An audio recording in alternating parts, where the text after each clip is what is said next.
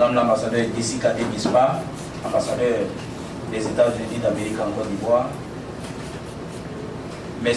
Mesdames et Messieurs les membres du corps diplomatique, les représentants de l'ambassade du Tchad, du Gabon, le personnel de l'ambassade, du service de promotion économique de la Côte d'Ivoire aux États-Unis d'Amérique et au Canada, Monsieur le directeur général de OPES Holding, M. Siriki Sangaré, qui nous honore de sa présence ici en dépit de son emploi du temps et de ses nombreux engagements, Monsieur le président de l'UFI, Mesdames et Messieurs les présidents, les responsables d'associations et ONG de la diaspora ivoirienne aux États-Unis d'Amérique, Madame Assita Sissavané et M. Aboubakar Traoré, entrepreneur et membre de la diaspora ivoirienne vivant en France, venus participer à cette rencontre en guise de soutien à notre initiative.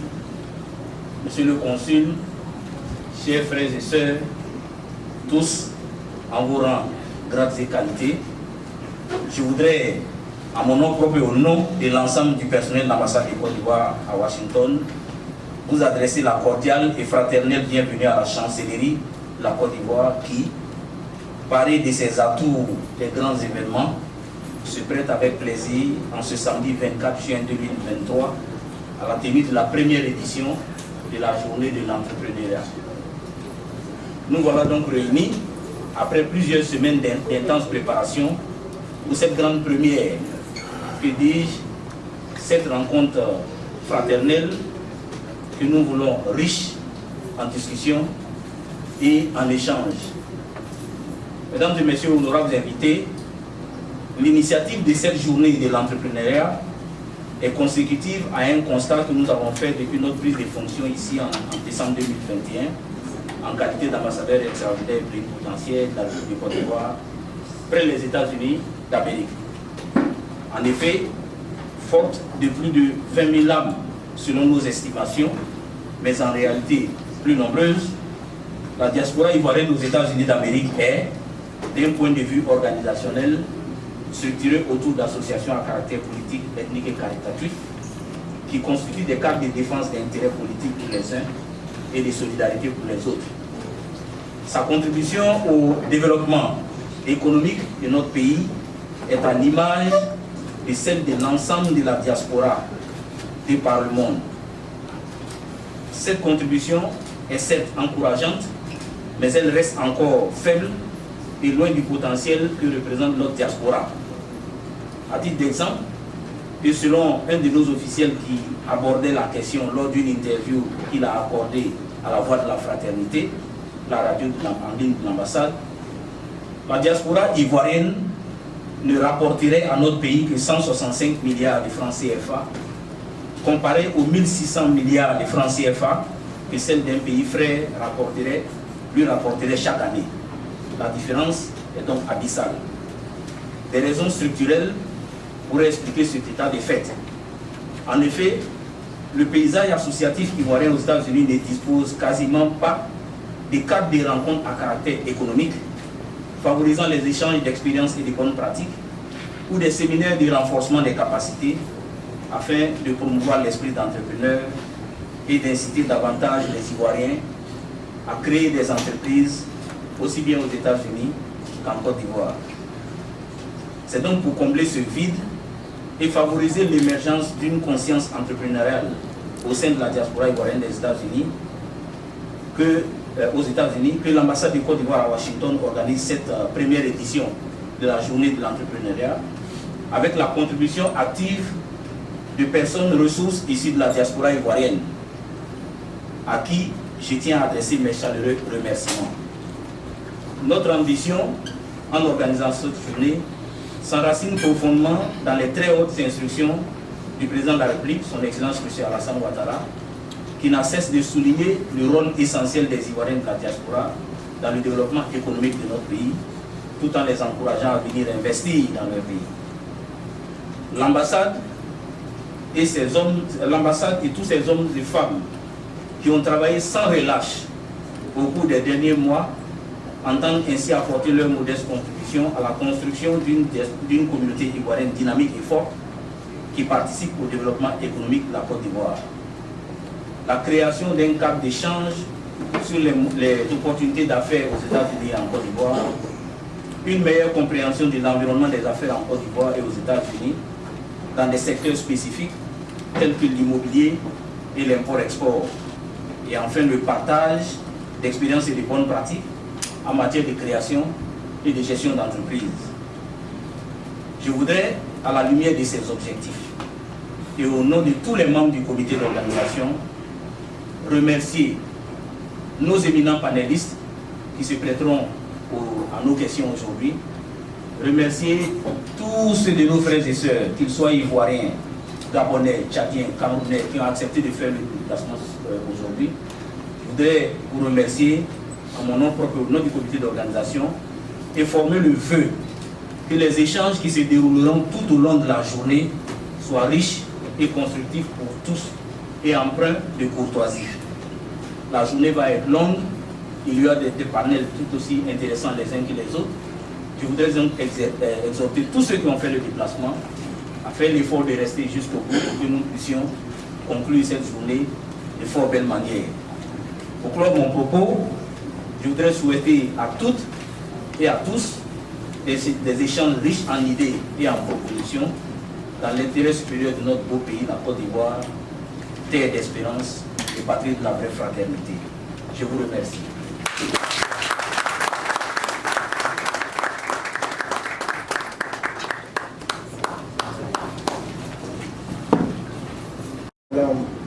Mesdames les représentants des infragroupes, je voudrais, au nom de l'ambassadeur Ibrahima Touré et au nom de la grande communauté ivoirienne que j'ai l'honneur de diriger, vous souhaiter la bienvenue dans cette salle pour participer à la première édition de la journée de l'entrepreneuriat.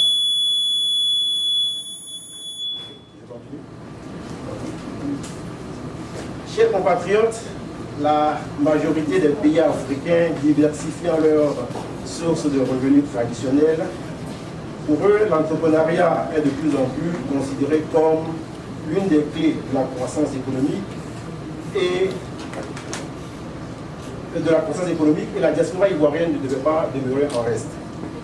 La diaspora ivoirienne, surtout celle des États-Unis d'Amérique, représente un atout unique pour la Côte d'Ivoire qu'il convient de valoriser.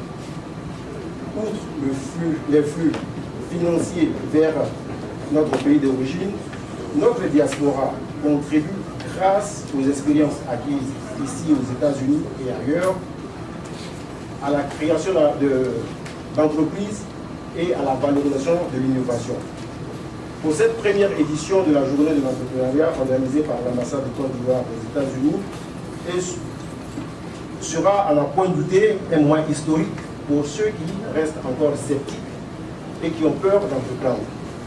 Nous espérons que ce moment sera un moment d'échange, d'apprentissage et surtout de networking en vue de participer de façon significative à la croissance économique de la Côte d'Ivoire.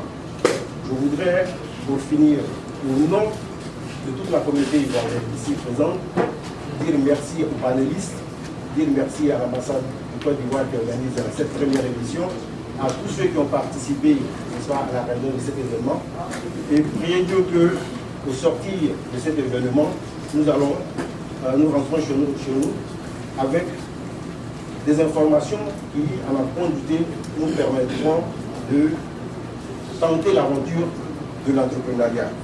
Je voudrais dire merci à tout le monde et que cette journée soit belle. Merci.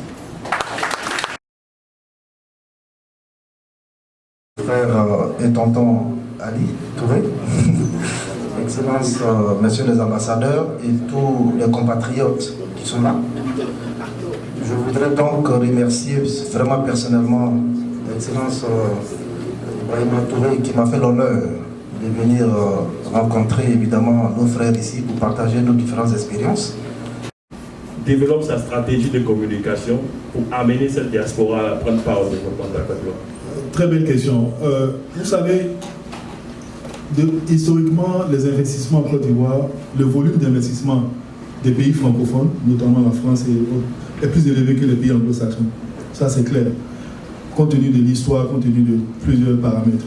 Mais encore, quand on a la vision du président, quand on a une vision d'un leader, comme notre président de la République, c'est important de le dire parce que au CPC, le poste que j'occupe de direction des investissements anglo-saxons est un poste qui a été créé, qui a été effectif depuis le 2 mai. Ça n'existait pas avant. Le président a fait Wharton, à Pennsylvanie. Le premier ministre a fait Stanton, je crois, Californie. Stanton, c'est qu'est-ce qu'il est? Stanford. Voilà, donc il était ici. Et donc, c'est des personnalités qui ont plus ou moins une éducation anglo-saxonne. Ils ont fait des études ici. Ils se sont rendus compte que le volume d'échange entre les pays anglo-saxons et la Côte d'Ivoire est très faible. Et c'était pas normal.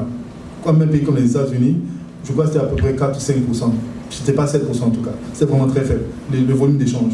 Donc, d'où la création du poste de directeur anglo-saxon. Donc, la primature a lancé, a fait l'appel, et puis bon, j'ai postulé. Notre objectif ici, c'est de pouvoir sensibiliser la diaspora, notamment américaine et les pays anglo-saxons, sur les potentialités d'investissement en Côte d'Ivoire. Je ne veux pas parler de thèmes trop macroéconomiques parce que on va entrer dans... Je vais être vraiment spécifique. Je vous donne un exemple. Si vous êtes dans l'import-export, par exemple, généralement on crée des compagnies. Vous avez parlé un peu du crédit. Mais il y a quelque chose qui m'a échappé ici, parlant du crédit. Moi, j'ai beaucoup de gens qui viennent me voir, j'ai des problèmes de crédit, et je veux vraiment tout faire passer une maison. Mais comment je fais pour arranger mon crédit? La question est de savoir, est-ce qu'il y a une structure aujourd'hui à votre sein qui est là, qui peut permettre à nos frères ici qui n'ont pas un bon crédit, pour les aider à pouvoir acquérir une maison? Merci. Si, si. Belle question. Et que moi personnellement, j'ai un département de credit repair. Le crédit doit être au minimum 580 parce que mon but c'est de donner le meilleur taux d'intérêt. Je suis très compétitif parce que le taux d'intérêt va déterminer le montant que vous allez payer par mois. Donc à partir de 580 plus, je vous repars le crédit gratuit. En bas de 580, il y a plein de crédits de peur en ligne. Vous pouvez les contacter. Il y a plein de compagnies en ligne. Et comme j'aime bien le dire à mes clients, j'aime bien rire. En bas de 400, vous devez prier Jésus parce que je crois qu'il avait fait pour arriver là-bas. Donc, voilà. J'ajoute une chose rapidement à ce qu'elle vient de dire. Pour ceux qui ont un crédit qui n'est pas trop bien, il faut d'abord voir votre crédit report. Allez sur peut-être sur Crédit Karma, mais la carte de crédit, vont vous donner un. Essayez de voir ce qu'il y a là-bas, si c'est collection, si c'est son dettes que vous n'avez pas payé, le montant, tout ça. Et vous pouvez dès maintenant commencer à prendre ce qu'on appelle la carte de crédit prépayée. Pour ceux qui n'ont pas de crédit, ou c'est vierge complètement, les cartes de crédit prépayées vont faire monter le crédit rapidement. Pour ceux qui ont un crédit qui est endommagé, bon, j'espère que ce n'est pas 400. 400, c'est un peu comme le Titanic. Et supposons que c'est 500, 580, toujours prenez des cartes de crédit prépayées pour commencer à booster un peu plus et chercher à voir comment rectifier ce qui est négatif sur le crédit. Parce que vous pouvez également contester en fait le point négatif sur votre credit report. C'est très important de savoir cela. Et s'il y a des dettes à repayer, contactez peut-être les compagnies auxquelles vous devez de l'argent et cherchez à voir comment arriver à un accord commun où vous allez payer moins que ce que vous devez. Et avec cela, et une fois que vous allez faire cela, prenez des documents de la compagnie pour dire que la dette a été payée complètement et qu'elle est satisfaite complètement. Quand vous partez pour appliquer pour un crédit, vous montrez ça à la banque également. Très important. Carte de crédit prépayée, ce qu'on appelle prepaid credit card, vous pouvez contester le point négatif sur le crédit report. Et également, ouais, c'est ça, ok, merci. Je voulais aussi rapidement rajouter que quand vous prenez la carte de crédit prépayée, une stratégie aussi, c'est de tout faire, de faire en sorte que la balance, ce que vous devez sur cette carte de crédit, est toujours payée avant la date de votre statement. Je sais pas comment voilà, avant la due date. Parce qu'en fait, la due date, c'est la date que la banque demande, que la banque veut voir le paiement, mais en réalité, la date du statement est différente. Et c'est cette date-là qui sera mise sur votre credit report. Donc il faut faire très attention à cette distinction-là. Ok. Je voudrais ajouter quelque chose. Concernant le credit score, d'abord, quand tu viens d'arriver dans ce pays et que tu ne connais pas le système ou que tu as été mal orienté, il y a beaucoup de choses qui peuvent arriver. D'abord, ne comptons pas sur nos cash. Tu peux avoir le cash, tu remplis une maison, mais si tu n'as pas des traces de crédit, tu n'as pas un crédit score, c'est inutile. Donc, dans un premier temps, ici parmi nous, chacun a au moins un compte bancaire. Donc, déjà, il peut s'adresser à sa banque pour demander au moins un crédit card. Et une fois que vous avez cette carte, n'utilisez plus votre débit. Parce que j'ai fait la même erreur. Parce que je me disais que non, j'avais toujours du cash sur mon débit. Et donc, je n'utilisais pas le crédit card. Donc, tu prends l'argent sur ton débit, tu alimentes ton crédit et tu fais tes achats. Ça signifie quoi? Comme les commerçants le font toujours, terre à terre, tu prends le crédit, je te donne de l'argent comme crédit. Je dis, ok, par mois tu payes $10. Si tu me payes $20, j'ai encore confiance en toi. Demain, quand tu viens te demander, je te donne encore. C'est comme ça que le crédit fonctionne. C'est-à-dire, c'est l'argent que tu as pris avec ta banque, que tu utilises. Avant la date de paiement, tu payes. Tu peux payer plus, ce qu'ils ont demandé. Et la confiance commence. Et c'est comme ça que tu te construis pour avoir le score dont on parle. Sinon, ça ne vient pas un seul jour. Merci à vous, monsieur Laurent. Je vais ajouter une chose rapidement. Ok, donc le crédit, monsieur, c'est comme le crédit. C'est comme si tu te coupes. C'est comme si tu te coupes la plaie. Ok, tu te coupes. Ok, tu saignes. Donc quand tu as tes dettes, tu veux mettre un pansement. Tu veux arrêter. Donc quand tu veux payer ton crédit et que tu as des trucs de collection, tu peux faire ce que Kajol a dit. Tu peux settle it. C'est-à-dire si c'est $100, tu les appelles et c'est $50. Tu arrêtes, ça s'arrête de saigner. Ça ne va pas dire que c'est guéri. Ça ne va pas dire que c'est guéri. Parce que tu as arrêté, donc ça ne hit plus ton crédit. Mais si tu payes les $100 off, ça augmente ton crédit. Donc le settlement n'augmente pas ton crédit, tu as juste à arrêter le saignement. Mais quand tu payes le full, tu build your crédit. Et pour build le crédit, tu ne dois pas utiliser pas plus de 10% si tu veux build ton crédit. Les 30%, mais si tu veux build ton crédit, no more than 10%. Merci à vous. On va prendre une autre question. Soit par des membres de leur famille ou par les opérateurs immobiliers. J'étais juste là à l'entrée. J'ai discuté avec un monsieur très connu sur les réseaux sociaux, grand influenceur, qui a raconté sa mésaventure. Je lui ai dit, frère, prends la parole tout à l'heure. Il ne faut pas avoir honte de dire ce qui t'est arrivé. Parce que on dit quand tout le monde frappe sa maman, il faut frapper pour toi-même. Sinon, si tu fais après, ils vont dire que c'est donc, en plus de ce que tu vas dire, tu vas avoir d'autres prendre la parole pour dire il y a ici, il y a ici. Donc c'est une maladie commune. Et la maladie commune, il faut des remèdes communs. Pour cela, je voulais profiter de votre présence ici, de votre. Ce que vous avez dit pour emboîter le pas à mon aîné, l'ambassadeur Alain Touré, pour dire que notre objectif, comme je vous l'ai dit lors de plusieurs conversations que nous avons eues, c'est de tenter quelque chose avec la diaspora ivoirienne aux États-Unis d'Amérique, dans le cadre d'un projet à taille raisonnable, réaliste et réalisable. Je voudrais, au thème, quand nous avons conclu cette journée, que nous poursuivions, disons que nous nous engagions à travailler avec vous, au personnel et avec d'autres opérateurs, parce que j'ai déjà discuté avec la BHCI. Je vais même aller à Abidjan et j'aurai l'opportunité, grâce à vous, de rencontrer Madame Yassé, pour voir qu'est-ce qui peut être fait, structurer la diaspora ivoirienne des États-Unis d'Amérique. Un projet petit, ce n'est pas une histoire de 200 000 logements. Non, moi j'ai peur de ça. Un truc autour d'un concept comment faire en sorte que quand l'Ivoirien quitte ici pour aller faire un mois au pays, il quitte Washington pour se retrouver dans un environnement de Washington. J'ai un projet Washington à Abidjan.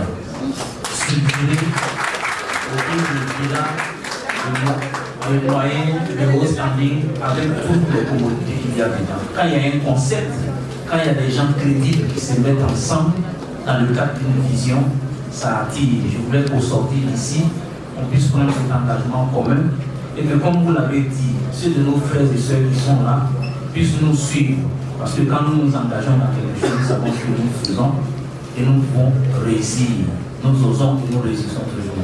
Merci.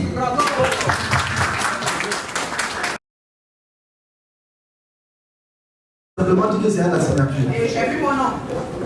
Vous avez vu le papier? Oui, j'ai fait le papier, j'ai vu mon nom. Et on me dit que c'est à la signature. Et c'est la signature là. Signer pour demander le papier, c'est signé. Je ne sais pas si c'est normal. Vous avez vu ça où? Parce que un terrain qui est en dessous d'un hectare est signé par le là c'est signé par le préfet. Déjà vu. Un terrain qui est au-dessus d'un hectare est signé par le ministre de la Construction à Abidjan. Donc je suppose que c'est un terrain qui est en dessous d'un hectare. Donc c'est le préfet qui doit signer.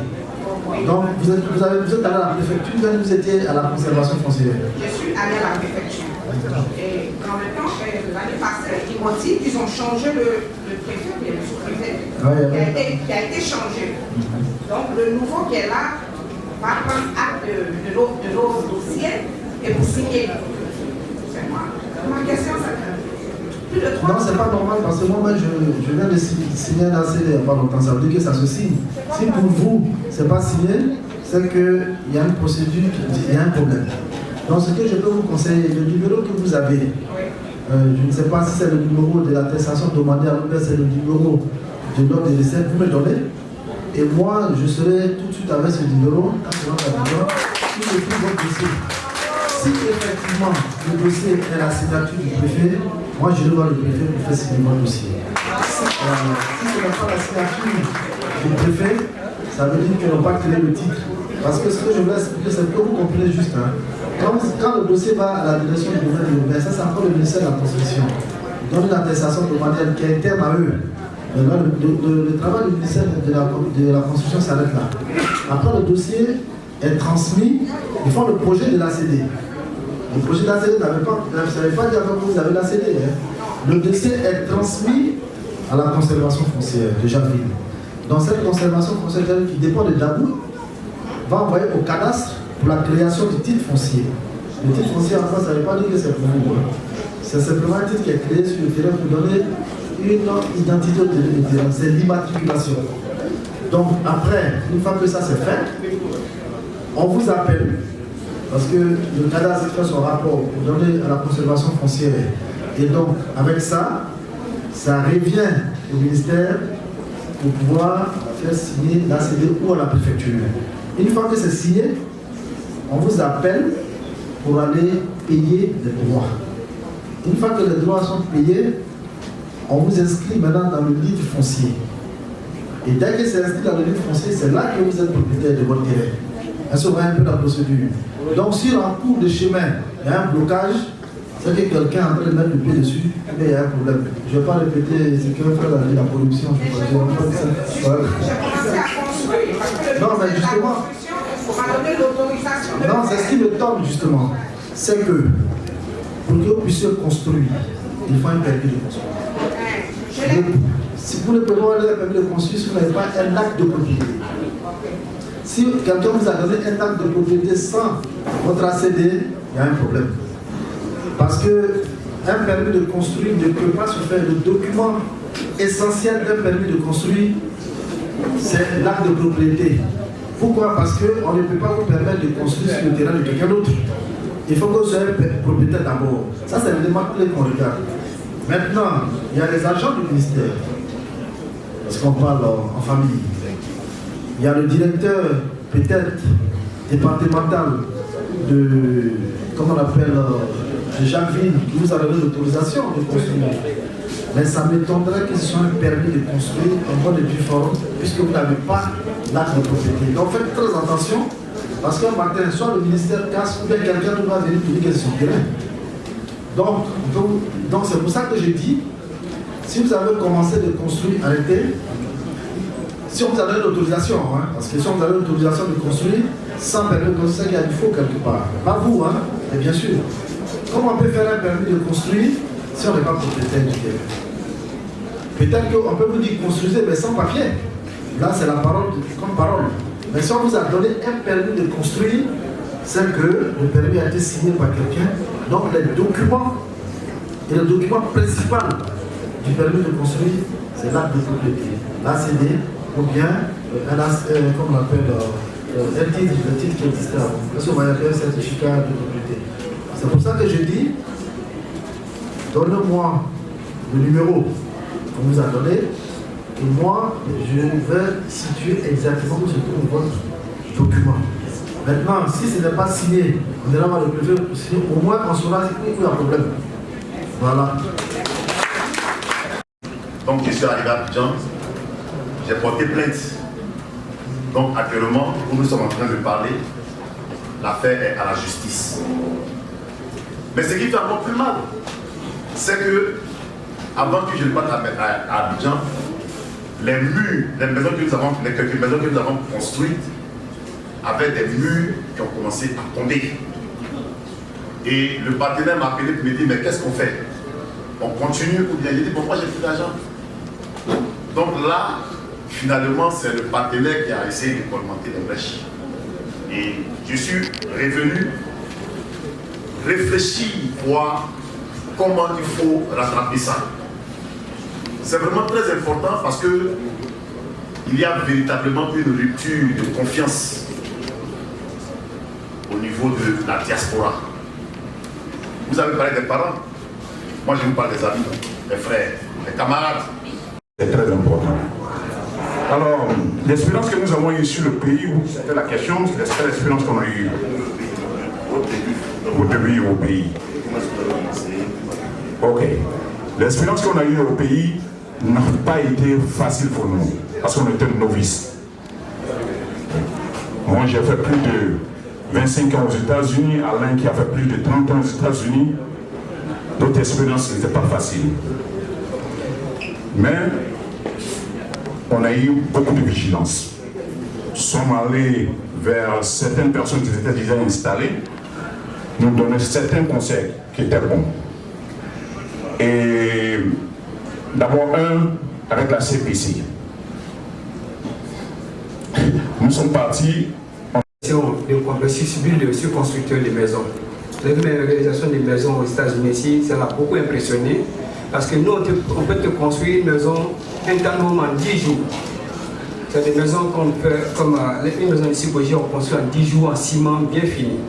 Donc il a vu ces réalisations, il était tellement impressionné, il m'a dit, bon, ben, on vous invite en Côte d'Ivoire, venez en Côte d'Ivoire, vous allez travailler. Je suis arrivé en Côte d'Ivoire, avec tout mon truc, j'ai fait ma société ici, j'ai pris tous mes travailleurs, nous sommes partis à Abidjan. On a passé 5 ans, rien. C'est-à-dire qu'il nous a mis en contact avec maintenant le ministre de la Construction. Le ministre de la Construction nous a mis en contact avec d'autres personnes aussi encore. Et on a commencé les premières réalisations, ils étaient impressionnés. Mais on n'avait jamais été payé. Afin de quand on paye, il faut qu'on nous paye de l'argent pour qu'on nous paye. Donc finalement, on a été obligé de signer. Ça a été notre début au début. Le début, ça date de longtemps, hein, je ne me rappelle même plus. Donc en fait, moi je suis ingénieur en génie électrique de formation. J'ai fini mes études, je pense, en 1992, après avoir fait l'INSET.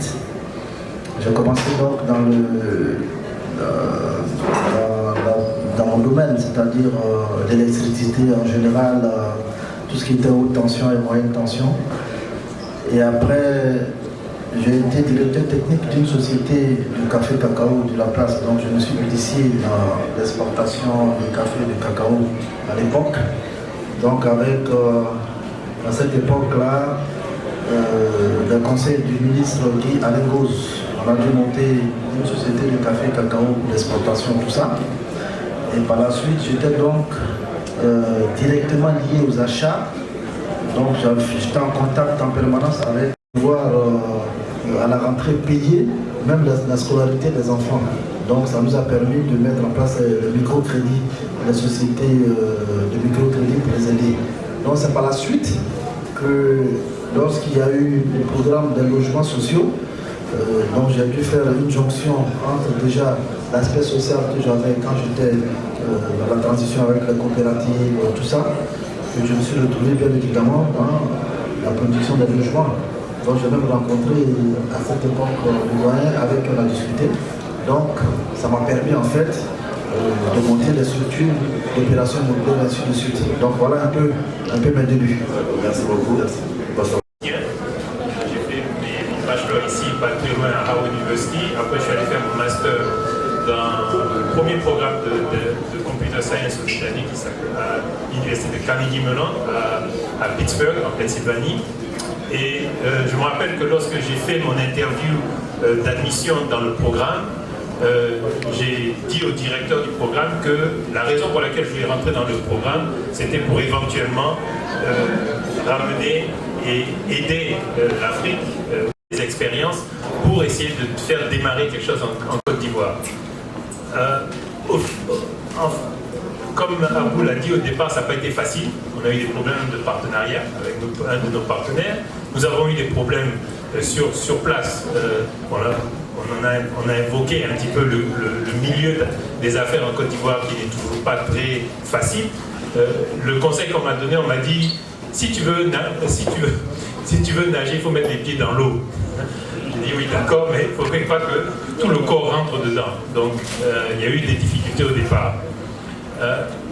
Et le fait d'être à l'étranger et partiellement en Côte d'Ivoire a ajouté beaucoup de problèmes aussi. Comment est-ce qu'on gère une équipe à distance dans le temps? Ça prend beaucoup de temps.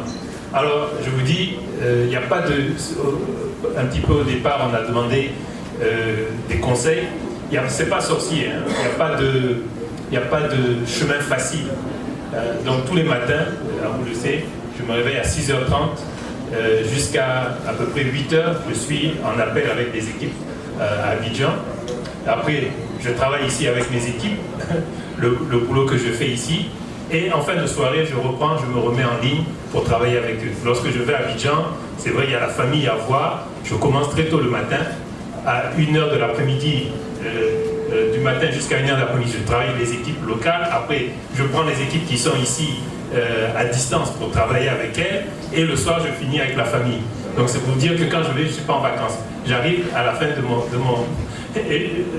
mon allocution pour dire que réussir, il n'y a rien de facile. Sinon, tout le monde serait riche ici. Tout le monde aurait réussi. Et la réussite, ce n'est pas nécessairement le succès immédiat. C'est en général, est-ce qu'on continue à travers les échecs? Alors je vais vous lire pour clore mes propos. Ce qui me motive, et ça c'est un message de mon mentor dans ma vie, qui dit, et c'est traduit en français, c'est un japonais qui s'appelle Daisaku Ikeda. Et il dit, lorsque votre détermination changera, tout le reste commencera à aller dans la direction que vous désirez. Je lis ça tous les jours. Au moment où vous décidez d'être victorieux, chaque nerf et fibre de votre être s'orientera immédiatement vers votre succès. De notre côté, si vous pensez cela ne marchera jamais, alors à cet instant, chaque cellule de votre être sera dégonflée et abandonnera le combat. Et alors, tout ira vraiment dans le sens de l'échec. Donc je lis ça tous les jours pour me motiver, pour me dire que malgré les difficultés, malgré les échecs, au fil du temps, il y aura des succès. Et c'est comme ça qu'après 4 ans, CGen, la petite société qu'on a montée, toujours marche.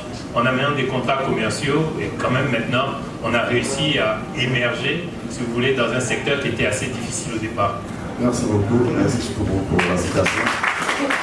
En termes de sagesse, je voudrais me tourner encore vers M. Abou Kouyaté. Et je peux prendre le micro, s'il vous plaît.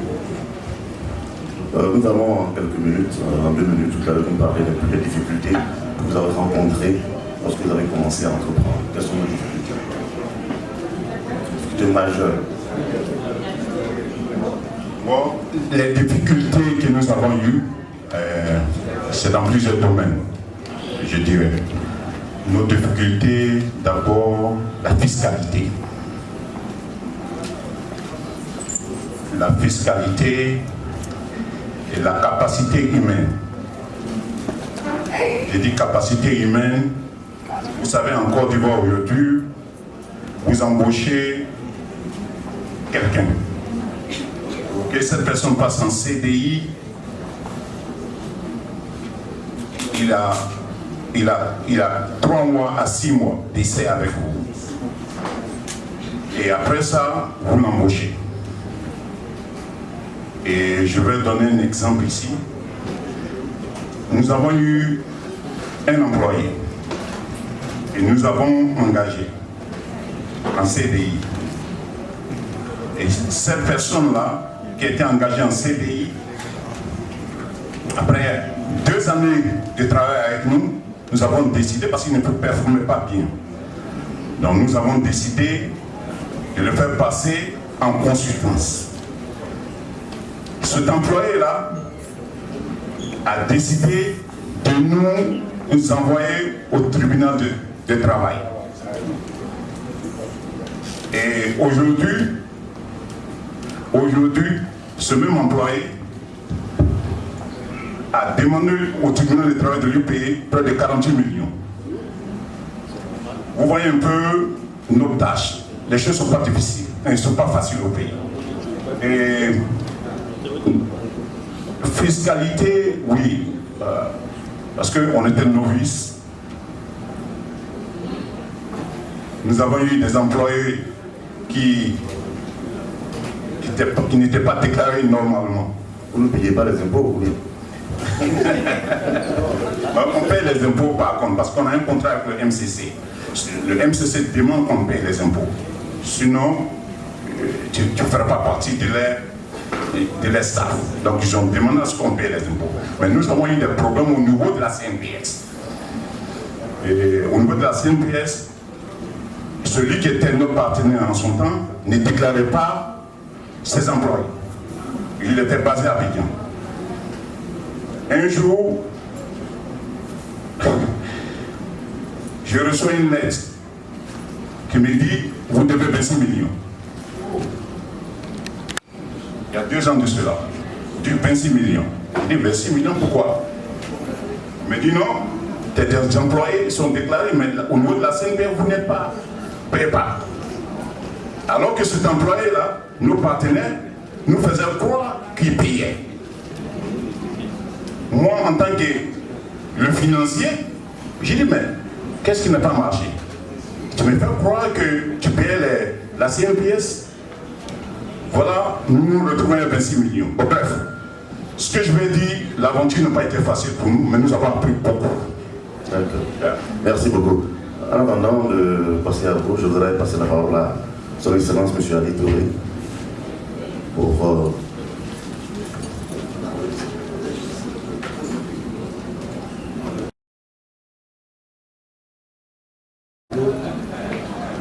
transmettre mes excuses à votre premier conseiller. Je ne savais pas qu'il était dans la salle. J'ai été obligé de lui enseigner. Je lui ai dit, mais frère, ton premier conseiller c'est qui? J'aurais dû le citer dans ma présentation, toutes mes excuses. Le premier conseiller, j'ai l'habitude de citer tout le monde dans les manifestations et quand je fais les solutions, de la sagesse, on a fait mes excuses. Donc je m'excuse, je me déplace. Donc, monsieur l'ambassadeur, au niveau de cette belle initiative, on a parlé de l'environnement des affaires, de ces défis, des PME aux États-Unis, on a parlé de la propriété immobilière, du foncier. Je souhaiterais parler de l'agriculture. Monsieur Fouboigny disait que le succès de la Côte d'Ivoire repose sur le café cacao. Et il faut le grouper à son âme, m'a dit un jour, la richesse de la Côte d'Ivoire, ce n'est ni le café cacao, mais c'est Fouboigny lui-même. Donc, moi je souhaiterais un peu m'entretenir au niveau de l'agriculture. Je suis tous vos débats. Mais je vous donne un conseil pratique que ma mère, père, mon âme m'a donné avant de décider. Premier, Quand vous faites du business, ne le faites jamais en famille. Ne mélangez pas business et famille. Vos parents sont vos parents. C'est un investissement. Il faut inviter sur investment. Prenez quelqu'un à l'échec. Ah, c'est le premier conseil. Ça, c'est le conseil de quelqu'un qui n'est pas entrepreneur. Moi, je suis un civil servant, je ne fais pas de business. Le deuxième conseil, que ce soit en Côte d'Ivoire, au Gabon, au Tchad, quand vous entreprenez quelque chose, il faut rester à côté pour regarder. Quand ça soit à Washington, et puis confier son destin à quelqu'un de Mbayago, ça marche pas. Pourquoi Mbayago? Ça, c'est une expérience, c'est valable pour vous, c'est valable pour nous les diplomates, c'est valable pour les ministres, c'est valable pour tout le monde. On envoie de l'argent pour faire un wolo, on envoie de l'argent pour acheter un terrain. Ne voulez pas que c'est la Côte d'Ivoire seulement, hein. C'est partout. Hein. Au Ghana, au Libéria, c'est comme ça que ça se passe. Surtout ceux d'entre vous qui n'ont pas les salaires. Vous allez vous envoyer votre argent pendant 5-10 ans sans baisse. On ne peut pas entrer au pays, c'est un bon noué. Le temps que vous l'entrez là, votre temps est fini. Donc, on a les deux conseils là, souvenez-vous. Un, je préfère que vous ayez votre entreprise, qu'elle soit prospère et que vous aidiez les parents que vous aidez, que de les mettre dans une affaire et après gâter vos affaires de famille. De deux, restez toujours à côté. De trois, évitez d'écouter les rumeurs. Ce matin, j'allais parler sur les réseaux sociaux. Je déplore un peu le manque de communication de manière générale sur les activités du gouvernement.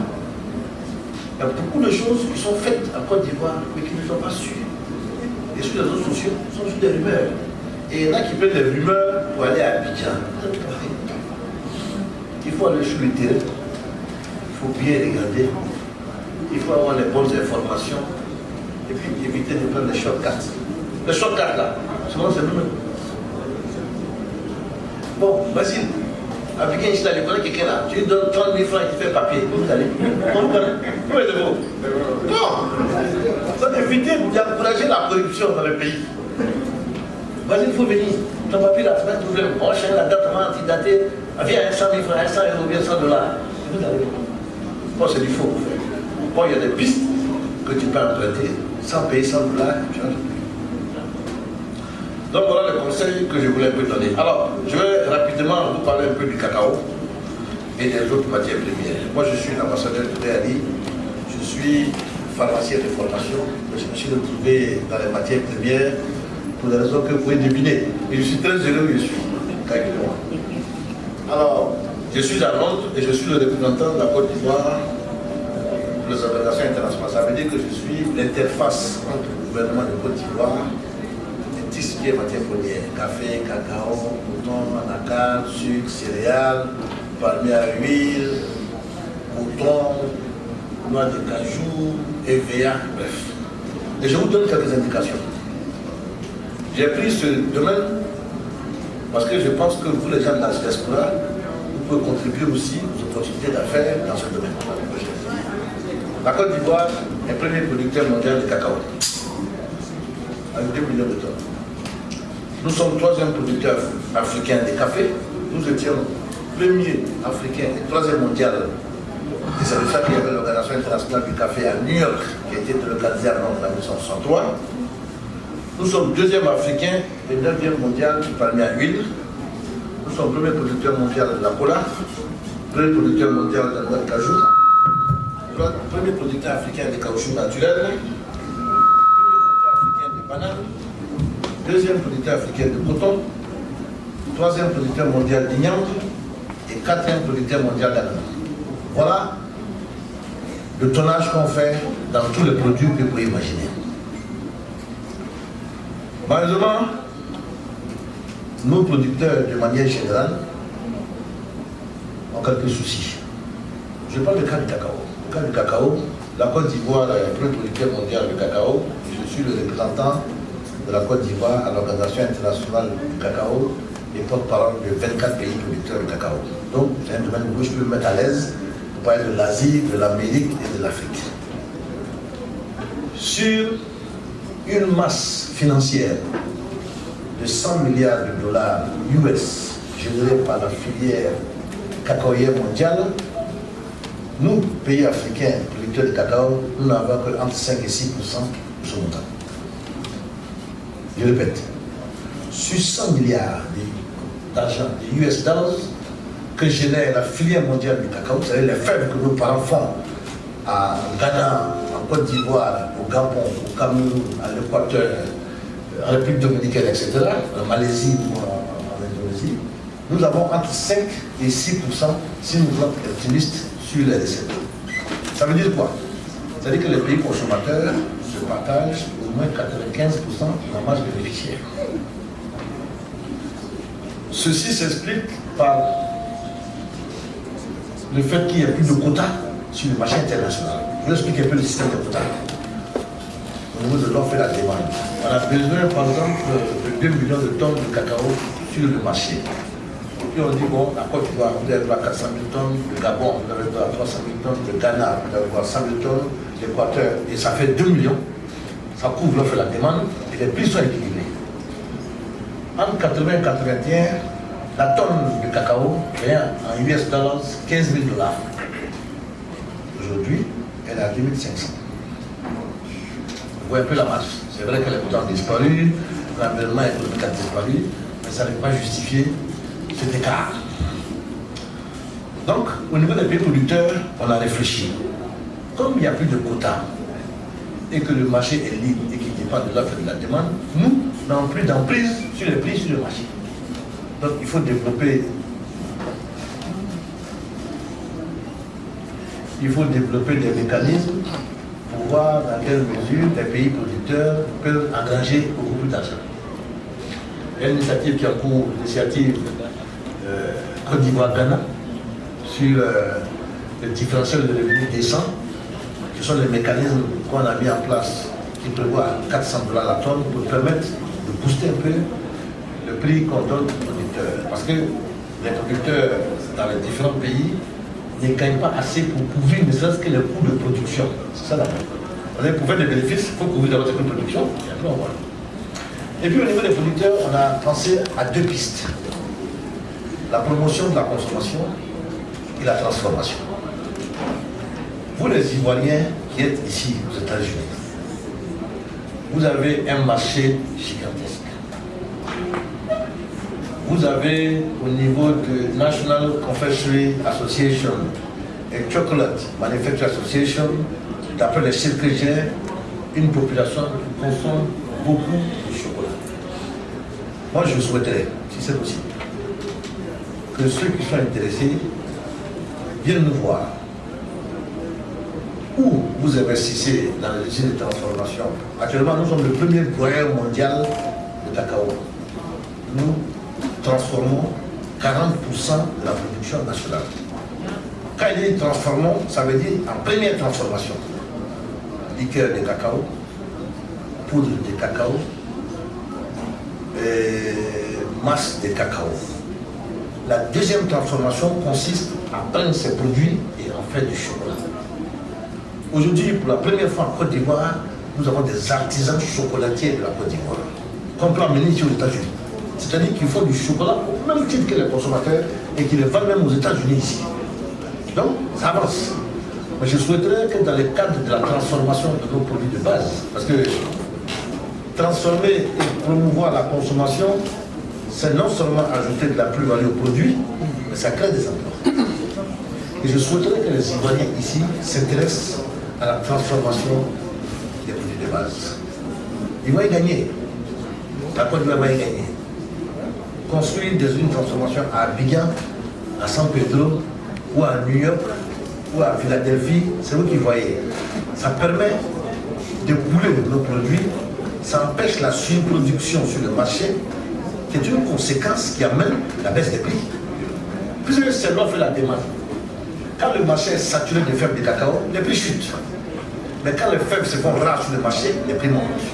Voilà pourquoi nous sommes en train de nous battre pour que des pays comme les États-Unis ou la Chine rentrent dans l'Organisation internationale du cacao. Ça va être une bonne chose pour la Côte d'Ivoire. Donc, voilà ce que je voulais dire à peu près sur le cacao. C'est valable aussi pour la noix de cajou.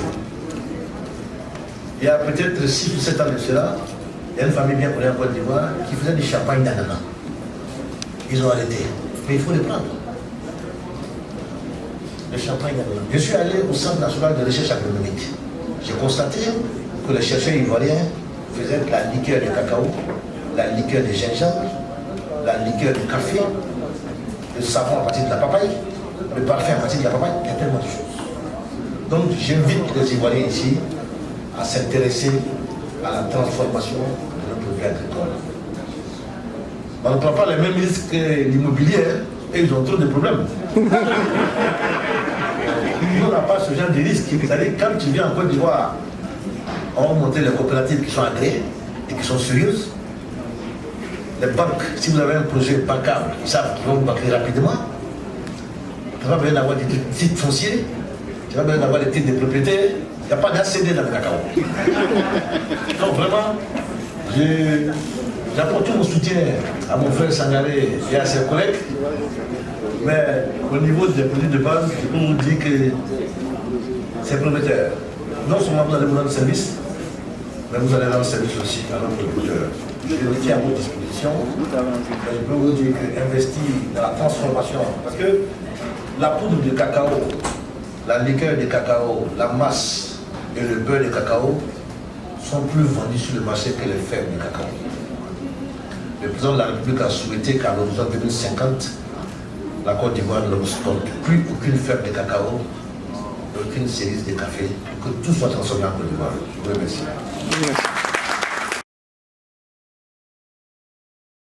Depuis, chef d'entreprise depuis 14 ans. Mon parcours est atypique en ce sens que je suis communicateur de formation, mais j'ai été en France et j'ai fait ce qu'on appelle le JOSI. Et j'ai commencé comme agent de sécurité et 8 ans plus tard, j'étais chef d'entreprise. Et 14 ans plus tard, je suis encore chef d'entreprise. Qu'est-ce que vous voulez faire? Plusieurs entreprises à la tête d'un groupe qui fait de la sécurité, toujours en France, à Paris, en Côte d'Ivoire également, mais à base, à petite échelle. Et on rejoint également M. Sangaré, on essaie de implémenter l'accession à la propriété pour la diaspora. J'ai entendu parler ici de succès, de propriété, mais on n'a pas beaucoup touché le petit, je ne vais pas dire le petit peuple, mais ceux qui ont traversé et qui se battent, mais qui n'ont pas les moyens d'avoir des logements à 100 millions, à 80 millions. Et moi, mon ambition pour mes collaborateurs en France, c'est de proposer dans quelques temps la possibilité d'acquérir, mais avec ce qu'on sait du SMIC, leur permettre de vivre et avec le temps d'acquérir en Côte d'Ivoire, dans leur pays d'origine. C'est possible parce que, c'est vrai, nous venons tous aux affaires pour de l'argent, peut-être, mais aussi, surtout, pour un bien-être social pour nos compatriotes. Et quand on parle de diaspora, c'est pas tout le monde qui réussit en diaspora. Par contre, on peut aider, on peut implémenter la majorité à tirer profit de ce déménagement à l'étranger, de cette prison en guillemets un peu dorée, afin de les encourager à peut-être un jour rentrer chez eux, vivre leur retraite paisiblement, parce que c'est possible. Et c'est en cela que j'exhorte nos amis ici qui s'intéressent au retour au pays, qui s'intéressent à l'accession à la propriété, à penser à la masse, à la grande partie de ceux-là qui, jour et nuit, essaient de s'en sortir, qui travaillent durement, mais qui malheureusement, les intermédiaires, la famille, comme on a ici dit, qu'on les accompagne afin qu'ils puissent devenir un jour propriétaire. Pas forcément de villas à 100 millions, mais de logements économiques, de logements sociaux. Parce que même tous ces dispositifs, quand c'est mis en place, la majeure partie sont raflés par ceux qui ont déjà les moyens. Il faut faire de la place aux autres. Et c'est ça mon ambition. Et c'est possible dans notre pays. Mesdames et messieurs, je ne vais pas monopoliser la parole. Je remercie l'équipe qui a quand même voulu que j'intervienne, alors que je pense que tout avait été dit, tout a été dit. Mais nous n'oublions pas la majorité de ceux qui sont sortis de la Côte d'Ivoire, qui n'ont pas eu la chance, comme nous autres, parce que c'est vrai, on a travaillé. Moi, j'ai travaillé. Je pense que beaucoup de nos amis et frères ont travaillé. On a connu des échecs, mais on essaie de tenir bon. Parce qu'une fois qu'on est à un niveau, au moins on essaie de s'y maintenir. Et j'exhorte nos parents, nos amis, nos frères à l'étranger, surtout la diaspora américaine, de penser retour au pays, de penser acquisition au pays, mais que nous aussi puissions réussir à les accompagner pour leur permettre d'accéder à la propriété, ne serait-ce que une chambre-salon ou 2 chambres-salon style américain pour être fiers eux aussi d'avoir travaillé dur dans leur vie et d'avoir un repos mérité à la fin. En tout cas, merci mesdames et messieurs, merci mesdames, messieurs les ambassadeurs, merci. Des projets de logement. Nous, on est spécialisé dans la fabrication des maisons préfabriquées, ça c'est ma spécialité. Je peux construire une maison de 100 mètres carrés en 10 jours, en ciment, bien fini, complet, fini. Et c'est ma spécialité, je fais ça ici depuis plus de 20 ans, je fais ça ici. Donc j'ai rencontré même Sangaré Abidjan aussi, il a fait un projet à Benjeville, où on travaille sur ça aussi ensemble. Et ma spécialité, c'est les gens des maisons comme ça, comme l'ambassade, la même chose, je le fais en Afrique, la même chose, mais plus rapidement, en 10 jours, 15 jours, une maison est finie. Donc je suis parti à Abidjan avec mon équipement, avec mon usine, avec mes travailleurs. Nous sommes restés 5 ans. Dans les locaux, on m'a mis en contact avec des sociétés qui sont agréées, qui ont l'agrément. Ceux-là ne sont pas aussi bien fiables. C'est vrai qu'ils ont l'agrément, mais ils ne sont pas fiables. Moi, j'ai l'expérience, j'ai un peu de moyens, j'ai les machines, mais ceux à qui on me confie ne sont pas fiables. Donc nous sommes restés là-bas comme ça, traînés. On nous a donné un projet de 20 000 maisons à construire. Benjeville, Bassam, ainsi de suite partout, pour créer de nouvelles villes. Nous sommes restés en train de tourner par-ci, par-là, on ne sait pas exactement à qui s'adresser. Ceux que tu t'adresses à eux ne sont pas aussi fiables. Donc finalement, nous sommes rentrés. Voilà, c'est ça. Ok, merci. Je sais que Sangaré, certainement vous avez une expérience. Je tiens vraiment à inviter 3 personnes. M. Siriki Sangaré, on vous l'a présenté, vous l'avez vu en action, je n'ai pas grand commentaire à faire. Madame Asita Sissabane,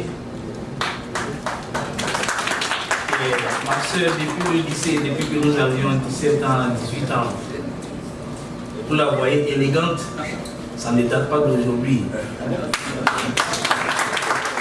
Ancienne Miss Mar, et qui a participé aussi au concours Miss Côte d'Ivoire, qui a bien représenté la ville de Mar. Monsieur Aboubakar Traoré, ils sont venus d'Abidjan. Ils sont venus de France. Quand ma soeur m'a dit qu'ils sont dans un groupe du lycée et j'ai annoncé, elle m'a dit je viens. J'étais à Atlanta, je lui réponds, j'ai dit sérieux. Elle me dit oui, j'arrive. Alors je pensais que le lendemain, elle me relance. Le surlendemain, elle me relance. Et la voilà aujourd'hui. Je vous jure. Je ne lui ai pas donné un copec. Elle a pris son avion, elle a financé elle-même. Idem pour M. Abakar. Traoré. Le frère Séliki Sangaré, je ne vous dirai pas.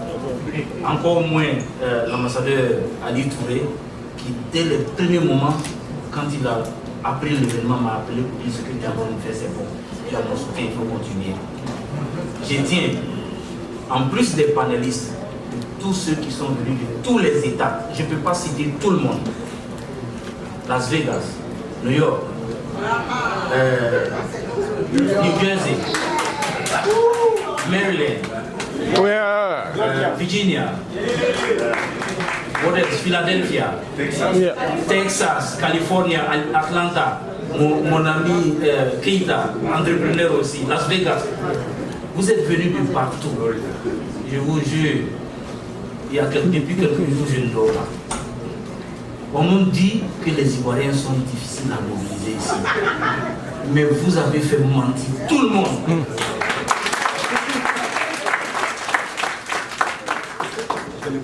Je souhaite vraiment que chacun de vous, tous ceux qui ont fait un pas, qui ont pris de leur argent pour acheter du carburant, nos collègues du service de promotion économique à New York ont quitté dès l'aube. Ils ont roulé, ils ont pris des véhicules comme M.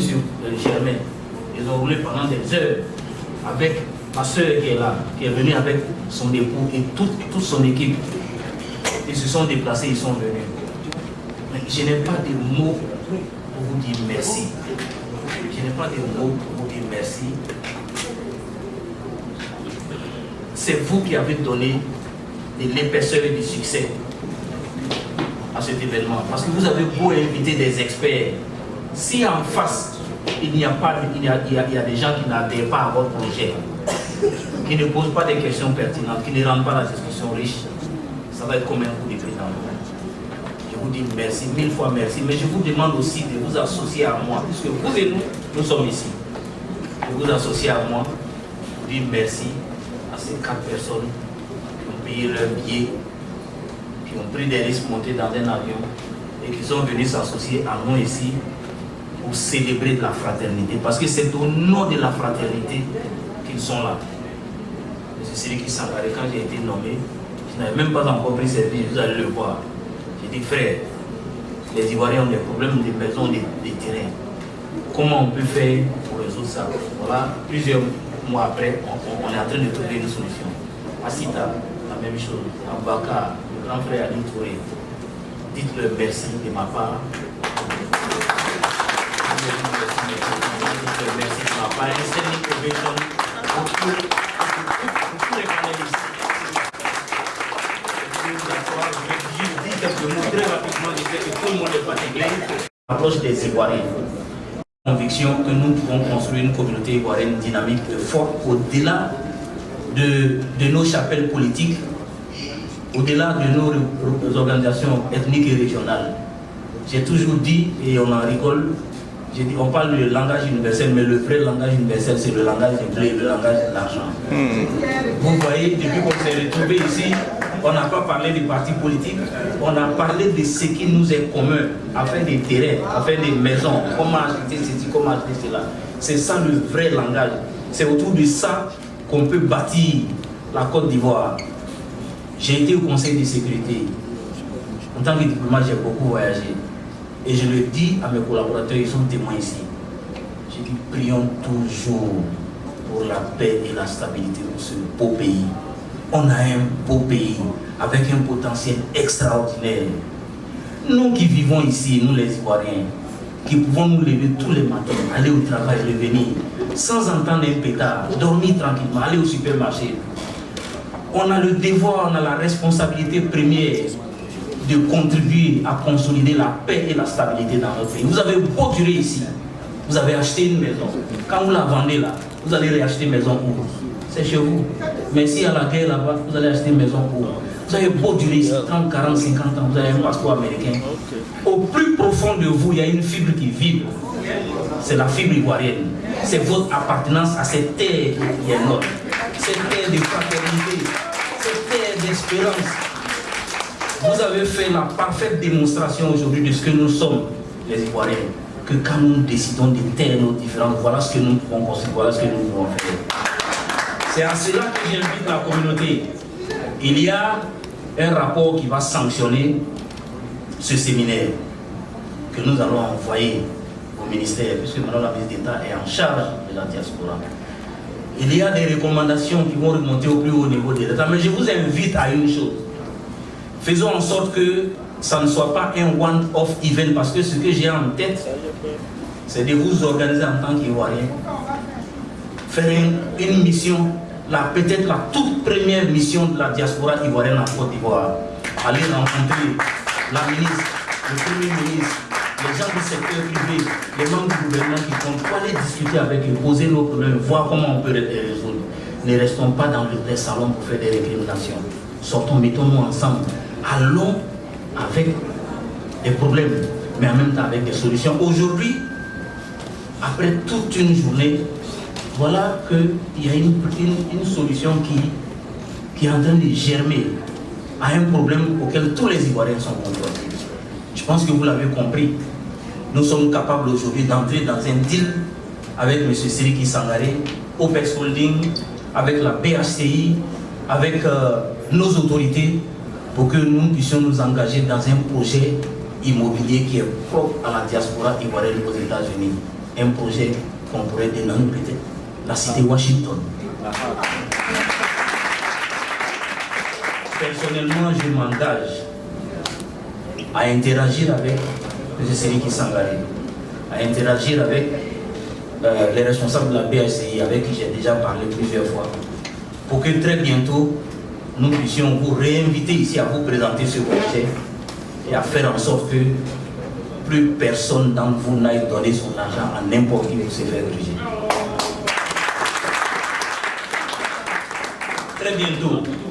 Très bientôt, nous allons lancer un autre projet, l'annuaire de la diaspora ivoirienne. Quand je suis arrivé, quand j'ai eu mes premiers bobos, j'ai appelé un médecin, c'est pas un Ivoirien, mais c'est le seul que je connaissais. Pourtant, des médecins, il y en a ici, il y a des pharmaciens, des professeurs, on a des gens même à la NASA. Mais toutes ces ressources humaines, où elles sont? Chacun est dans l'intimité de sa maison.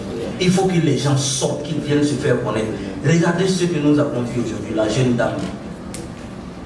Tous ces experts, tous ces gens, l'Océanie Konaté, peu de personnes en vous les connaissez. Mais il y en a encore. Il faut que ceux-là ont trouvé un moyen de les faire sortir de leur intimité, de leur réserve. Alors nous allons lancer très bientôt. Stéphanie Assi, qui est là, vous avez vu comment elle est dynamique, et Cheikh Bamba sont en train de travailler avec leurs équipes pour que très bientôt nous diffusions un lien qui va vous permettre de vous inscrire. Vous êtes restaurateur, vous êtes tresseuse, vous êtes médecin, vous êtes spécialiste de l'immobilier, vous faites du Uber et tout. On va faire l'annuaire. Je pense que ça sera une première des Ivoiriens de la diaspora aux États-Unis d'Amérique. De telle sorte que quand moi j'arrive à Atlanta, j'ouvre mon carnet, je regarde à Atlanta, il y a tel avocat de l'immigration, il est Ivoirien, il y a tel médecin. C'est vraiment pour nous faire connaître, c'est une grande première. Quand on va lancer le lien, je voudrais vous exhorter à vous inscrire, à vous faire connaître, pour que vous puissiez vous rendre utile à la communauté et que la communauté en retour puisse vous connaître et vous prendre en modèle. L'ambassadeur Ali Touré a fait une communication aujourd'hui sur la promotion des champions nationaux. Quand on parle des champions nationaux, ce n'est pas seulement sur le territoire ivoirien. On a des champions nationaux ici. Ceux-là, il faut les faire sortir dans la lumière, qu'on les prenne comme des modèles et que ce soit ceux-là qui nous permettent de bâtir une communauté qu'on respecte.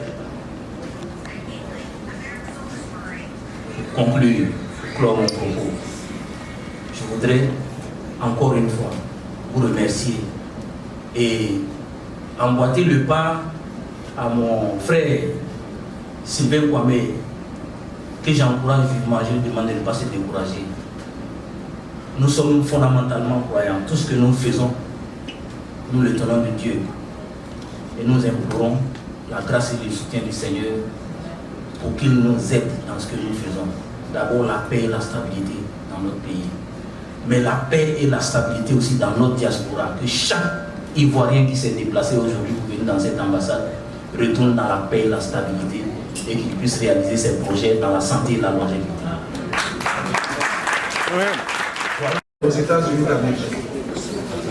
À l'initiative de l'ambassade de Côte d'Ivoire aux États-Unis d'Amérique, s'est tenue le 24 juin 2023, de 8h30 à 18h, la première édition de la journée de l'entrepreneuriat de la diaspora ivoirienne aux États-Unis d'Amérique. L'organisation de cette journée répondait à plusieurs objectifs, à savoir promouvoir l'esprit d'entrepreneuriat au sein de la diaspora ivoirienne aux États-Unis d'Amérique, créer un cadre de discussion et de partage d'expériences sur la création et la gestion d'une entreprise, l'accès à la propriété immobilière et foncière en Côte d'Ivoire et aux États-Unis, promouvoir les modèles d'entrepreneurs au sein de la diaspora et faire connaître les nombreuses potentialités d'investissement en Côte d'Ivoire. Les travaux se déroulent en 4 panels. Le premier panel, environnement des affaires en Côte d'Ivoire, défis et opportunités pour la diaspora ivoirienne aux États-Unis d'Amérique. Deuxième panel, création et gestion des PME aux États-Unis d'Amérique, quelles opportunités pour la diaspora ivoirienne. Panel numéro 3, accès à la propriété immobilière et gestion financière d'une PME aux États-Unis d'Amérique, défis et opportunités pour la diaspora ivoirienne. Et enfin, comment accéder à la propriété foncière et immobilière en Côte d'Ivoire. En marge de ce panel, il y a également eu une session d'échange sur le partage d'expériences réussies en Côte d'Ivoire. Ces différents panels ont été animés par des membres de la diaspora ivoirienne, des États-Unis d'Amérique, chefs d'entreprise issus de divers secteurs d'activité ayant des impacts directs ou indirects sur la communauté ivoirienne et sur le développement économique et culturel de la Côte d'Ivoire. Au terme de leurs travaux, les panélistes et les participants ont reconnu la pertinence des thèmes abordés et se sont réjouis de la qualité de leurs échanges. Tout en félicitant l'ambassade et tous les membres du comité d'organisation de cette première édition de la journée de l'entrepreneuriat, les participants ont proposé ce qui suit. 1. L'institution d'une journée annuelle de l'entrepreneuriat en vue de promouvoir l'esprit d'entrepreneur au sein de la diaspora ivoirienne aux États-Unis, contribuer à la construction d'une communauté ivoirienne entreprenante et forte qui prend toute sa part dans le développement économique, social et culturel de la Côte d'Ivoire. 2. L'élaboration et la transmission d'un rapport de synthèse de l'édition 2023 de la journée de l'entrepreneuriat en insistant sur les recommandations pouvant permettre à la diaspora ivoirienne d'accroître sa contribution au développement économique, social et culturel de la Côte d'Ivoire. 3. Organiser une visite des membres de la diaspora ivoirienne aux États-Unis en Côte d'Ivoire pour des rencontres avec certains membres du gouvernement, des structures de promotion des investissements ainsi que des acteurs du secteur privé ivoirien. 4. La conception d'un annuaire dénommé US Ivorian Directory regroupant par secteur d'activité tous les Ivoiriens dont les activités professionnelles peuvent être d'intérêt pour la diaspora ivoirienne aux États-Unis. Des remerciements spéciaux ont été adressés à tous les participants venus d'autres États des États-Unis, la Côte d'Ivoire, la France, du Royaume-Uni, avec une insistance particulière pour son Excellence, Monsieur l'ambassadeur Ali Touré, représentant permanent de la Côte d'Ivoire auprès des organisations les plus de base à Londres. Monsieur Siriki Sangaré, directeur général du OPES Holding. Son Excellence, Madame Jessica Davis-Ba, ambassadeur des États-Unis en Côte d'Ivoire. Monsieur Franck Saou, directeur du Bureau des investissements anglo-saxons au Centre de promotion des investissements en Côte d'Ivoire, CPC. Et Madame Asita Sissavané, directrice de MDMH Consulting à Paris. Enfin, et M. Traoré Aboubakar, opérateur économique établi en France. Enfin, les participants ont félicité l'ambassadeur et l'ont encouragé à poursuivre ses efforts en vue d'améliorer ses relations avec la diaspora ivoirienne aux États-Unis, à rester à leur écoute et à les soutenir dans toutes leurs activités, y compris celles ayant un impact sur le développement économique, social et culturel de la Côte d'Ivoire, fait à Washington, D.C., le 24 juin 2023. Je vous remercie.